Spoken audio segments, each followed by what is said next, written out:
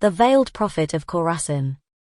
In that delightful province of the sun, the first of Persian lands he shines upon, where all the loveliest children of his beam, flowrets and fruits, blush over every stream, and, fairest of all streams, the Murga roves among Mekku's bright palaces and groves. There on that throne, to which the blind belief of millions rayed him, sat the prophet chief, the great Mokaxna. O'er his features hung the veil, the silver veil, which he had flung in mercy there, to hide from mortal sight his dazzling brow, till man could bear its light. For, far less luminous, his votaries said, were Evian the gleams, miraculously shed o'er Musa's cheek, when down the mount he trod, all glowing from the presence of his God. On either side, with ready hearts and hands, his chosen guard of bold believers stands, young fire-eyed disputants, who deem their swords, on points of faith, more eloquent than words, and such their zeal, there's not a youth with brand uplifted there, but, at the chief's command, would make his own devoted heart its sheath, and bless the lieges that duewed so dear a death in hatred to the caliph's hue of night. Their vesture, helms and all, is snowy white, their weapons various. Some equipped for speed, with javelins of the light Cathayan reed,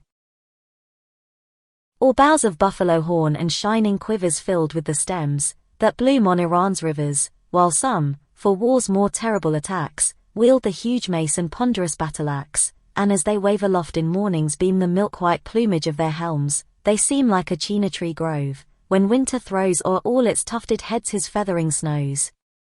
Between the porphyry pillars, that uphold the rich moresque-work of the roof of gold, aloft the harem's curtained galleries rise, where, through the silken network, glancing eyes, from time to time, like sudden gleams that glow through autumn clouds, shine o'er the pomp below. What impious tongue, ye blushing saints, would dare to hint that aught but heaven hath placed you there?